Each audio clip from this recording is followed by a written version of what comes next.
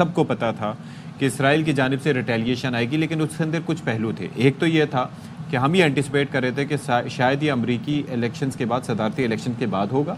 दूसरी चीज़ ये थी कि ये सवाल जहनों में था कि न्यूक्लियर साइट्स, और तीसरा ऑयल की तंसीबात, उन पर हमला किया जाएगा या नहीं किया जाएगा। क्योंकि ईरान में मैं एक पोस्ट पढ़ रहा था इसराइल की, जेरूसलम पोस्ट की, तो उसके अंदर वो कह रहे थे कि ये बड़ा कलीदी मौका था कि जी न्यूक्लियर साइट्स को निशाना बना के उसको टारगेट किया जाए, तो ऐसा क्यों नहीं किया गया। तो आप इस हमले के बारे में आपका नुक्ता नज़र क्या रहा और आप क्या एंटिसिपेट कर रहे थे? बहुत शुक्रिया सदफ इशफाक साहब। देखिए, आपका बड़ा अहम सवाल है। पहली बात ये कि आप बुनियादी तौर पर पूछ रहे हैं कि अमरीकी सियासत का क्या ताल्लुक है इस सूरत हाल से। तो जनाब, पहले तो ये वाज़ेह करना ज़रूरी है कि जो बाइडेन एडमिनिस्ट्रेशन या डेमोक्रेट्स हैं, उनकी कोशिश ये रही है, क्योंकि अब वो इलेक्शंस में जा रहे हैं और कामला हैरिस चाहती हैं कि वो डेमोक्रेट्स के पास ही अमरीकी हुकूमत रहे, इसलिए वो एक जानिब दिफाई एतबार से तो मुकम्मल कुमक प्रोवाइड कर रही हैं इसराइल को, लेकिन जो उनका सिफारती और सियासी बयानिया है वो इस तरह का है कि उनको, ताकि जो non Christian, non Jewish voter है, अरब हैं, मुसलमान हैं, उनका वोट भी मिल सके, इसलिए वो थोड़ा सा बैलेंस करने की कोशिश कर रही है। दूसरी जानिब, जिस तरह आप भी जानते हैं कि अपनी इलेक्शन कैंपेन में साबिक सदर ट्रंप ने तो वाज़ेह तौर पे इसराइल को कहा कि जनाब इनको तो एटमी तंसीबात पे ईरान के हमला करना चाहिए था, ये तो कमजोरी दिखा रहे हैं ट्रंप को, डेमोक्रेट्स हैं। तो ये बुनियादी तौर पे इसराइल में ये सोच पाई जाती है कि अगर ट्रंप साहब दोबारा आ जाते हैं बाद में, तो उनकी जो सपोर्ट है दिफाई एतबार से, सिफारती और माशी एतबार से इसराइल को कहीं ज़्यादा बढ़ जाएगी जितने की मौजूदा हासिल है डेमोक्रेट्स को। जबकि डेमोक्रेट्स के हवाले से इसराइल में ये तशवीश पाई जाती है कि शायद वो, चूंकि उनका इंटरेस्ट है कि अरब ममालिक के साथ भी ताल्लुकात ठीक रखें, इसलिए वो बिल्कुल एक जानिब इसराइल के नहीं होना चाहते, क्योंकि फिर बाद में इब्राहिम अकॉर्ड को पे अमल दरामद के लिए इसकी मुश्किल हो जाएगा कि अगर इसराइल जो है वो इस खित्ते में अपनी यानी कि एक हेजमनी कायम करता भी है, तो क्या अरब अवाम जो है उसको एक्सेप्ट करेंगे या नहीं। तो ये बैलेंस करने की डेमोक्रेट्स कोशिश कर रहे हैं। मौदल साहब, मुझे ज़रा से ये बताएं कि जो इसराइल ने अटैक किया ईरान पर, अब ये कहा जा रहा है कि ईरान भी अपने दिफा का हक रखता है, ईरान ने भी इंदिया दिया है। आपको लगता है कि ये पॉसिबल है? क्योंकि ज़ाहिर है इसराइल ने तो ये एक्शन करना था, इसके सब एंटिसिपेट भी कर रहे थे। दूसरी तरफ पेंटागन तंबी कर रहा है कि ईरान अब मज़ीद जवाब ना दे। सो अब आगे बढ़ती सूरत हाल क्या देख रहे हैं आप?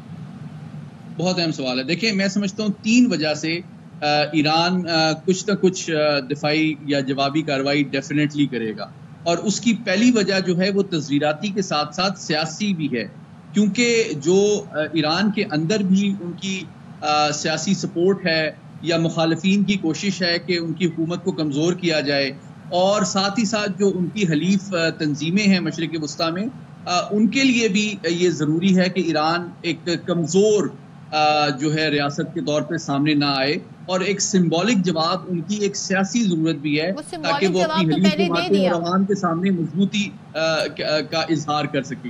अब हम आते हैं कि वो क्या कर सकता है। उसके पास 3 ऑप्शंस हैं, और मैं आपको बताना चाहता हूँ, पहले जो 2 दफा उन्होंने इसराइल पे हमला किया, उसका मकसद ये नहीं था कि वो अपनी तमाम तर सलाहियत को दिखाना चाहते थे या इस्तेमाल करना चाहते थे।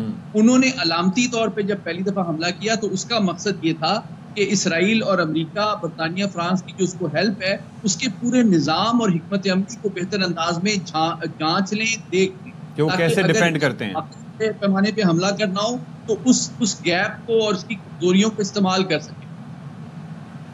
सर एक चीज़ है, एक चीज़ में इसमें मोहम्मद अली साहब, मैं एक चीज़ ये कहना चाह रहा था सर।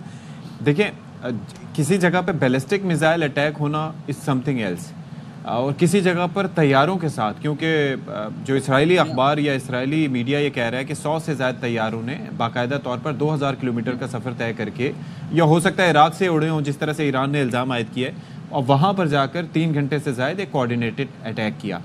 अब यहाँ पर आपका जो एयर डिफेंस सिस्टम है उसकी अफादियत पर चीज़ें आ जाती हैं, क्योंकि उनके पास एयर डिफेंस सिस्टम रशिया का दिया हुआ S-300 है, उसके अलावा भी काफ़ी लवाजमात हैं। तो वो किस हद तक काबिल अमल रहा, कितनी उसने अफादियत से शहर का दिफा किया या ईरान का दिफा किया, ये भी काफ़ी सवालात हैं जिनका जवाब जानना बहुत ज़रूरी है। क्योंकि बैलिस्टिक मिसाइल जो कि 17,000 किलोमीटर फी सेकंड से आ रहा हो, उसको रोकना अलग चीज़ है, लेकिन तैयारों को तो रोका जा सकता है या कम से कम रिटेलिएट किया जा सकता है।